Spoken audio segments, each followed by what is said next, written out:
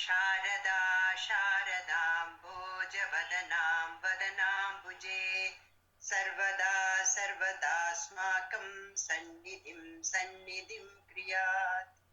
श्रुतिस्मृतिपुराणानाम् आलयं करुणालयं नमामि भगवत्पादशङ्करं लोकशङ्करं शङ्करं शङ्कराचार्यं केशवं बादरायणम् सूत्रभाष्यकृतौ वन्दे भगवन्तौ पुनः पुनः ईश्वरो गुरुरात्मेति मूर्तिभेदविभागिने व्योमवद्व्याप्तदेहाय दक्षिणामूर्तये नमः. Well, in our previous session, we had covered up to the 225th name of Devi in the Lalita Sahasranama. Before taking up the next name, I want to make a few remarks. You see, this Lalita Sahasranamam, as we had said, has 1,000 names divided into group of 100 names which are called kalas. We are in the fourth kala. After the Dhumrika kala, we are in Marichakhya kala and have reached up to the 225th name. One thing we should see and observe is that there are only 32 alphabets of the Sanskrit language used to start any name here. The rest of the 19 alphabets out of the 51 are not used to start the name of the Devi. There are many interpretations given. We have already talked about the fact that how the various letters have great significance here, because Shabda is the word, but in the mantra, the sound is important. So each one of them has a sound, and that is the sound of each of the tattvas that we had the other day seen. Out of the 36 tattvas, if you remember, we had looked into the tattvas which are, for example, the earth tattva is given the alphabet Ka, the water tattva is given the alphabet Ka, and so on. We had already discussed about this. So just wanted to again remind you that in this Tantra worship, these alphabets, that is a Shabda, Nada, the sound, is a very, very important.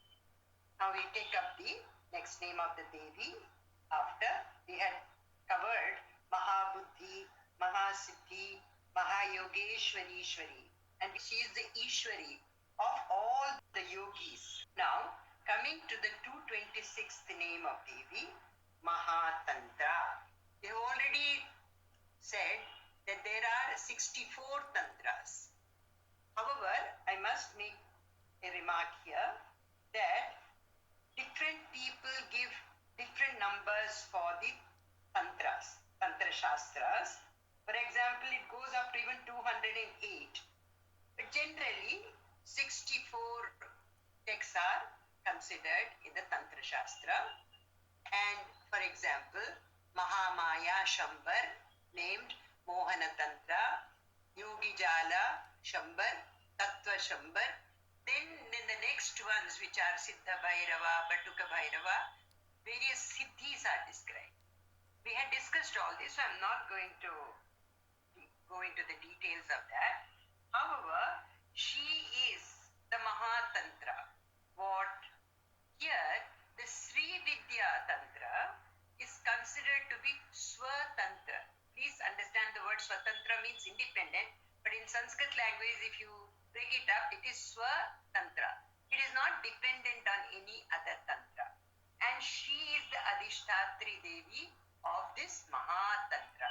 So even after all the 64, or even if you take 208 tantras, Devi's Tantra is this Sri Vidya Tantra, which is Swatantra, which is independent of all other tantras, and which is considered to be the supreme Tantra. So that is why she is called Mahatantra. The next name is Mahamantra. She is the Mantra Rupini Shakti, Mahashakti.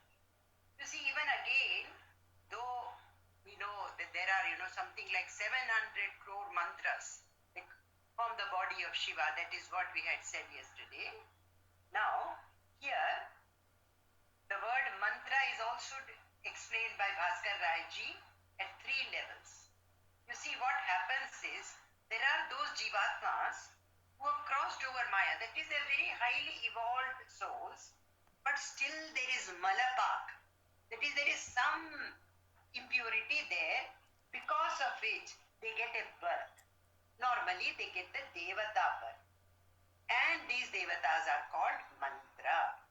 So this is one meaning of the word mantra, and she is the Maha Mantra. Of all these, she is the highest. Again, there are a lot of classification within this. I will just touch upon it, but not go into the detail. One is called Paramantreshwara Mantra. The other one is called Aparamantreshwara Mantra. Something like Parabrahman and Aparabrahma. Aparabrahman refers to Hiranyagarbha or Brahmaji. So, she is above all these. That is, she is absolutely Shuddha Maya, or even beyond that. So, there are many, many mantras, and each mantra is very powerful. And it has to be got from a guru as Diksha. Only after that one should do the mantra japa. And not only that, one should be doing it with all the achara shuddhi. I must mention here, particularly women should observe the Rajaswala Dharma. You see, we had said yesterday one name, that she is the one, Durachara Shamani.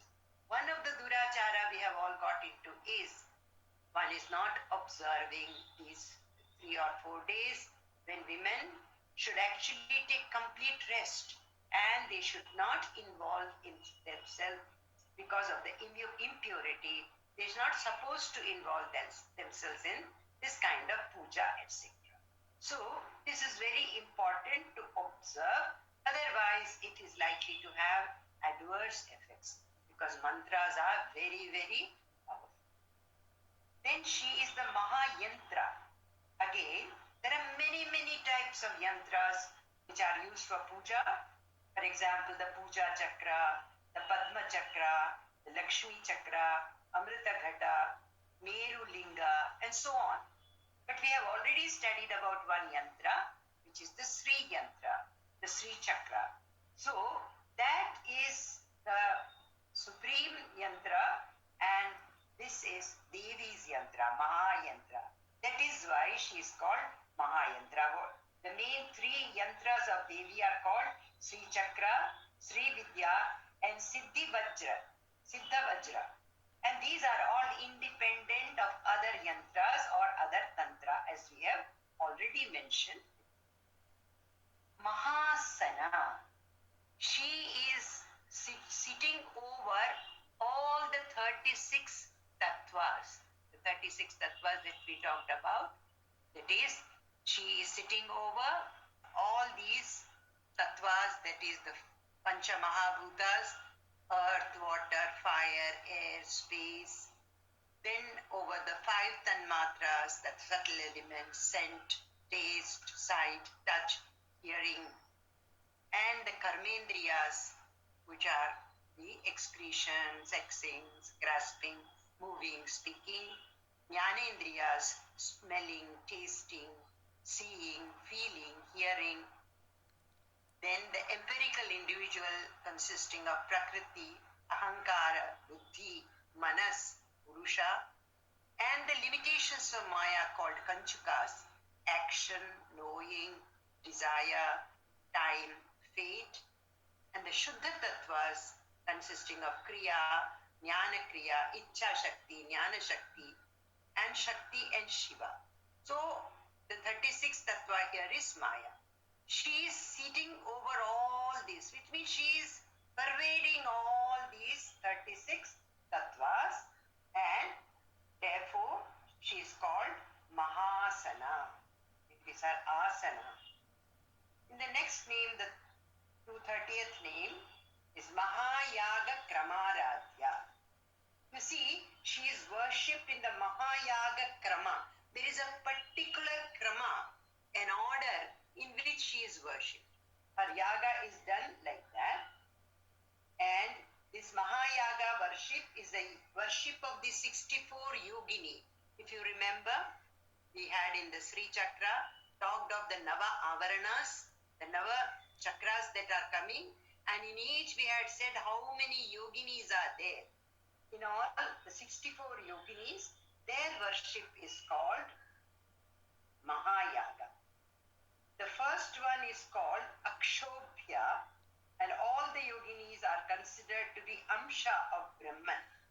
So even Lalita Devi came out of this Mahayagya, Chitagnikunda Sambhuta. We had studied this. The next name is Mahabhairava Pujita. Here Mahabhairava is Shiva himself, and he only does Srishti Sthiti Laya in union with Devi. Actually, this word Bhairava in the three letters Bha, Ra and Va signify, Bhar signifies Bharana, that is Rachana, that is creation. Ra signifies Ramana, that is Sthiti, maintenance. Va signifies Vamana. Actually, the literal meaning of Vamana is vomiting. However, here it means Samhara, which is dissolution. So, by doing this puja, Shiva gets Devi manifested from the Chitagnikunda. That is why she is Mahabhairava Pujita.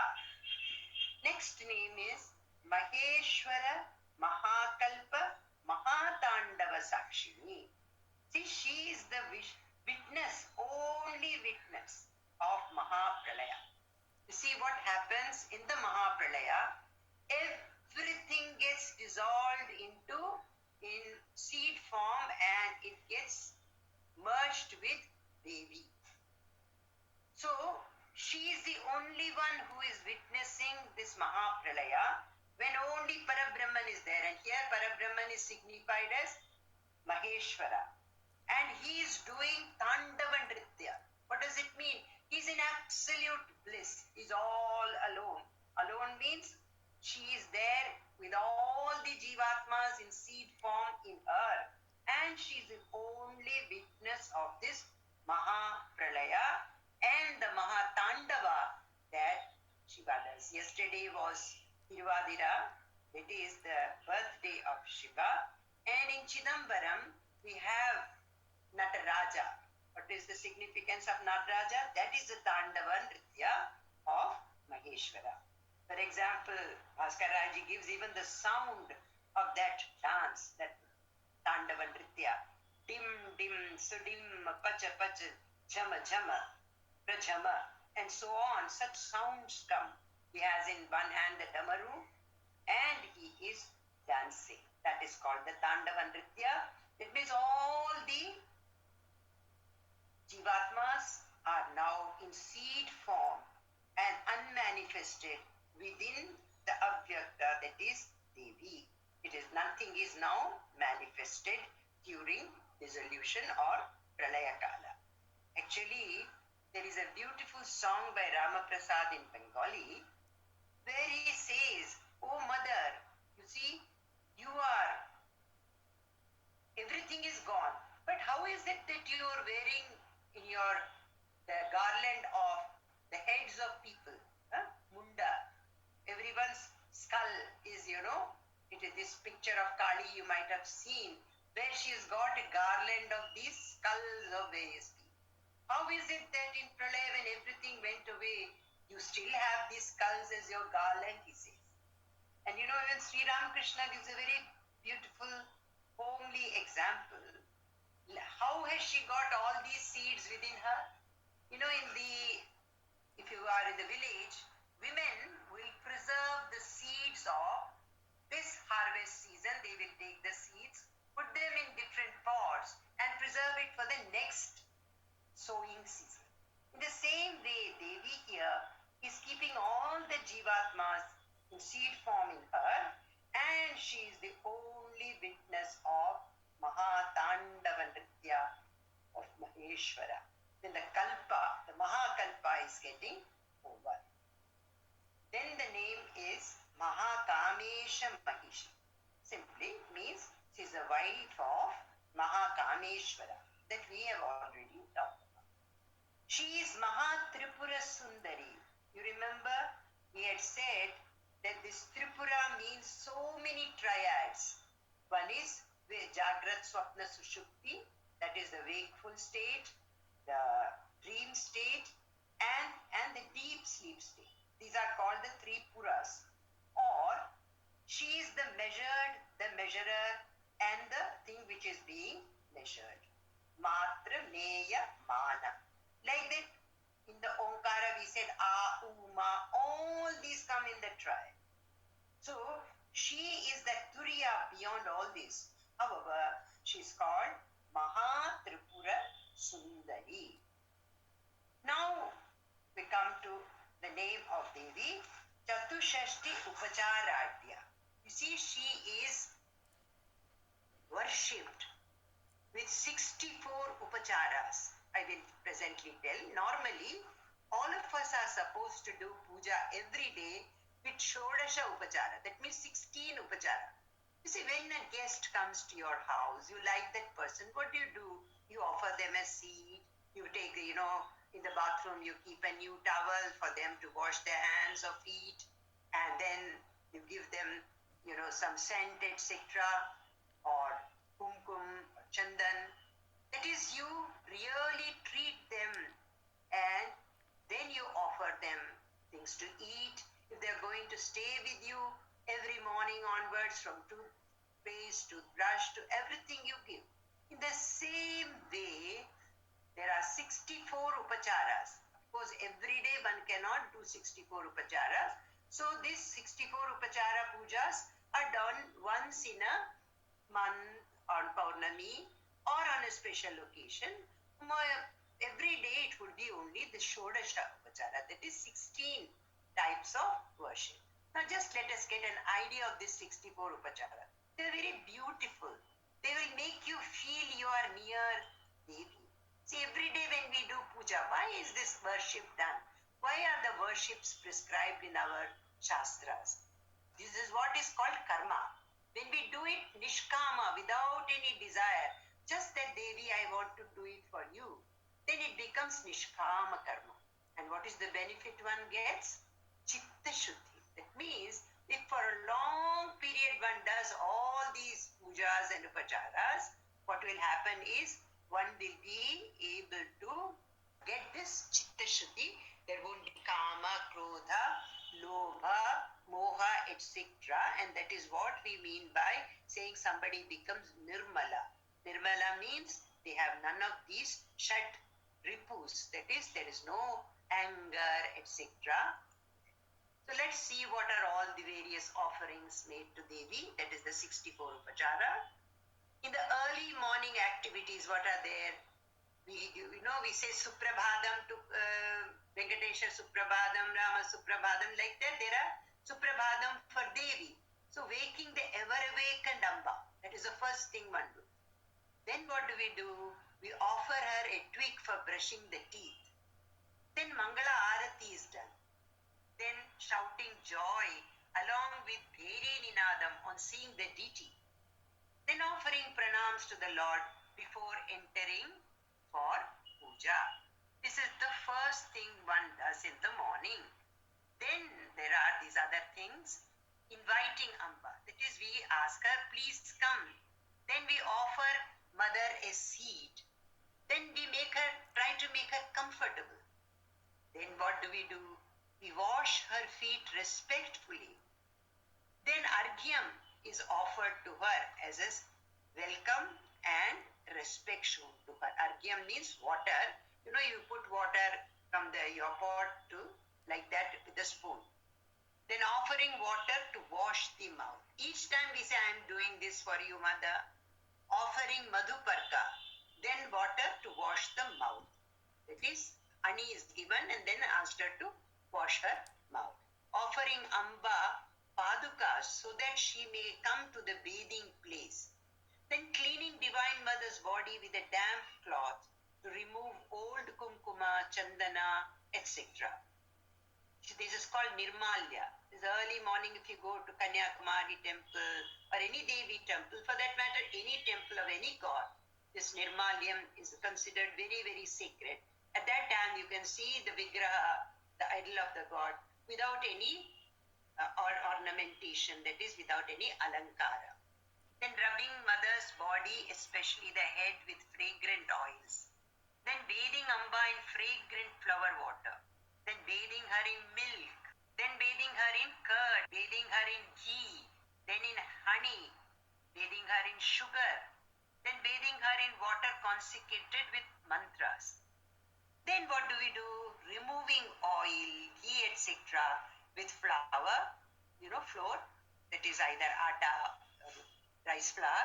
Then warm water. Then wiping her body with a soft, dry cloth. You see, we should feel that she is here in her person with us when we do the puja. That is the bhava.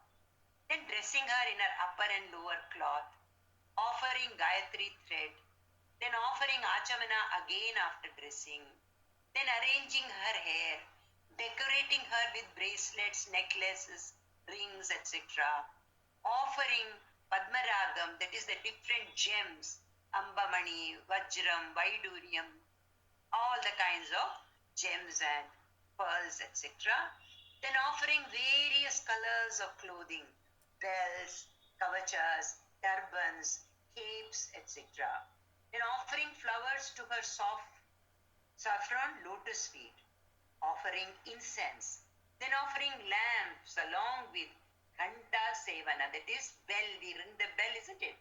Then removing inauspicious influences, that is, we say Drishti Pariharam for children. If somebody has cast evil eye, we remove it. In the same way, we do that for mother, that no one should cast their evil eyes on her, using the mustard seeds, etc.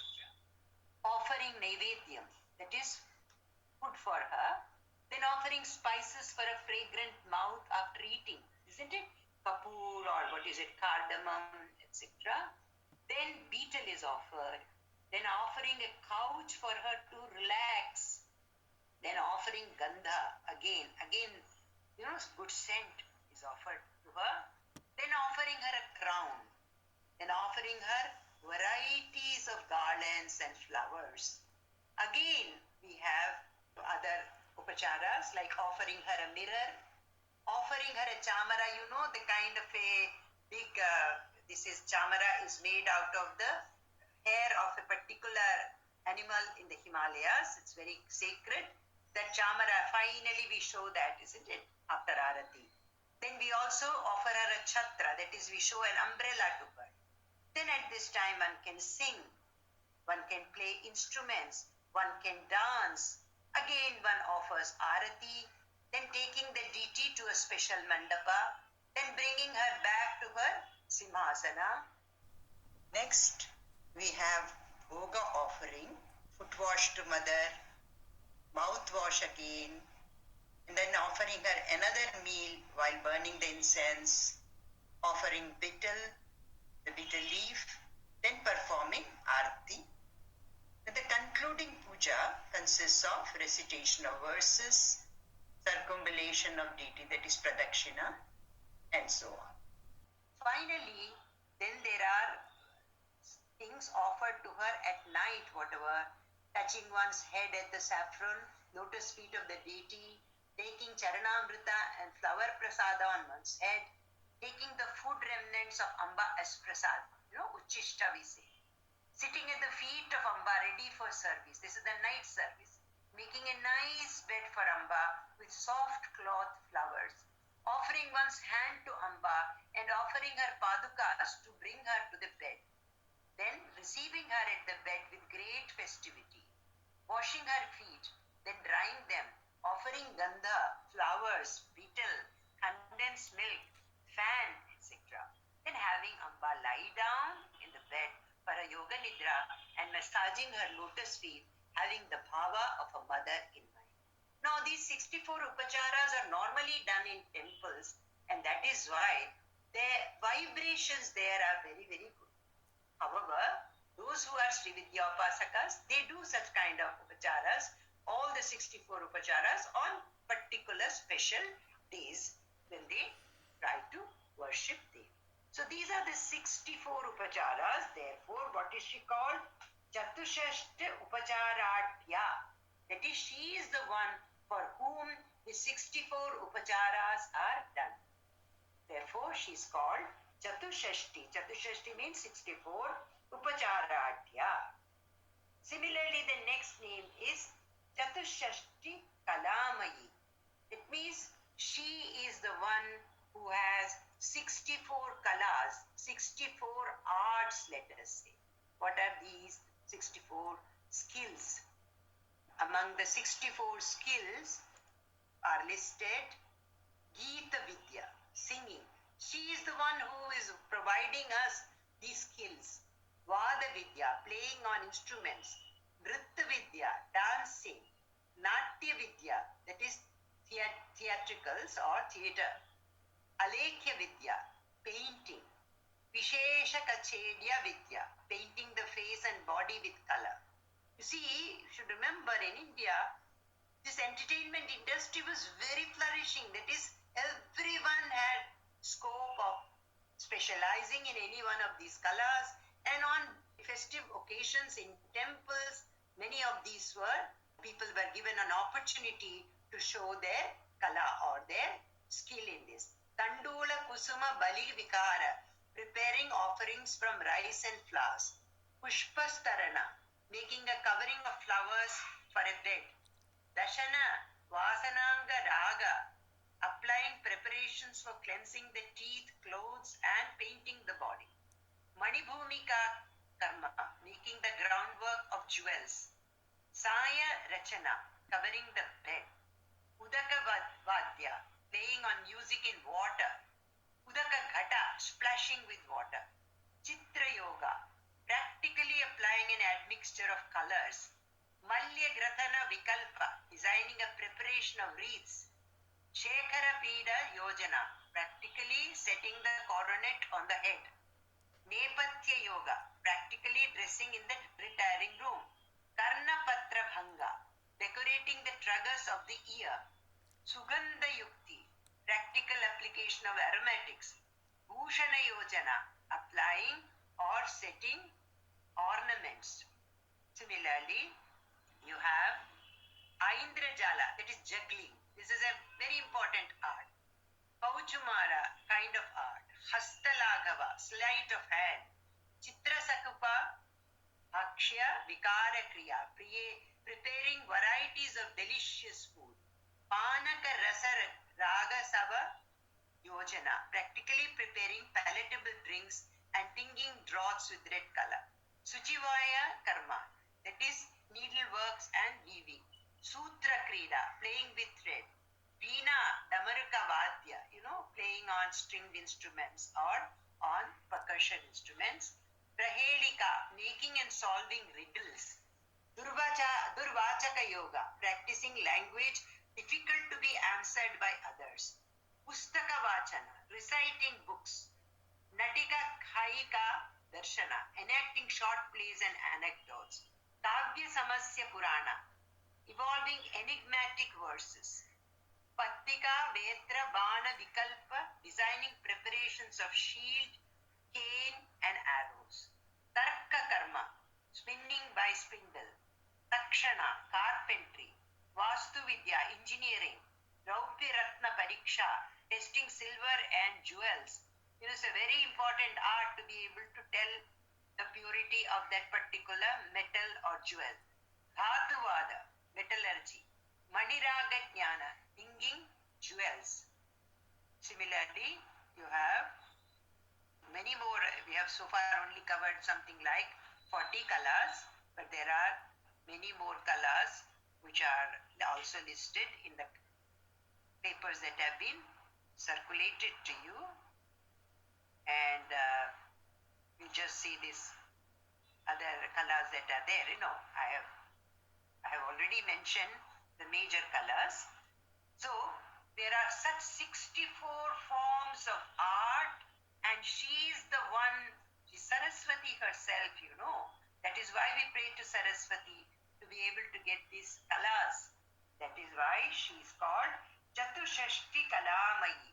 That means 64 types of Kala are in her, Kalamayi. She is full of these 64 Kalas. The next is Maha Chatushashti Koti Yogini Ganasevita.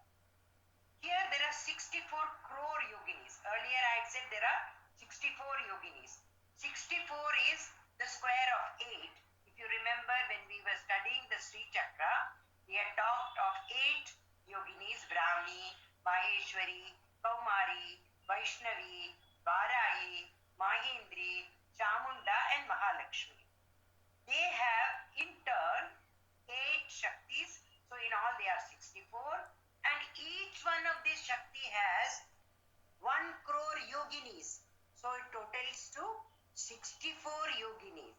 So that is why Maha Chatushashti Koti Yogini Ganasevita. She is served by 64 crore yoginis. Maha Chatushashti Koti Yogini Ganasevita. Similarly, there are various vidyas. I think today we will conclude at this point with the Maha Chatushashti Koti Yogini Ganasevita. She is worshipped in 64 ways. She is the Adhishtatri Devata for the 64 Kalas or skills. And she is served by 64 crore yoginis. So, these are the names that are signifying this aspect of Devi. With this, we will conclude today's session.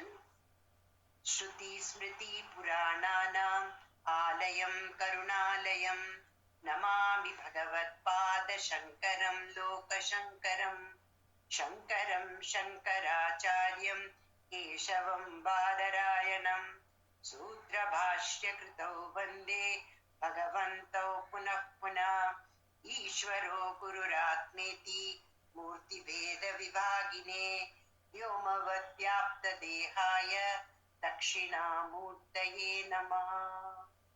Jai Ma, Jai Ma, Jai Ma.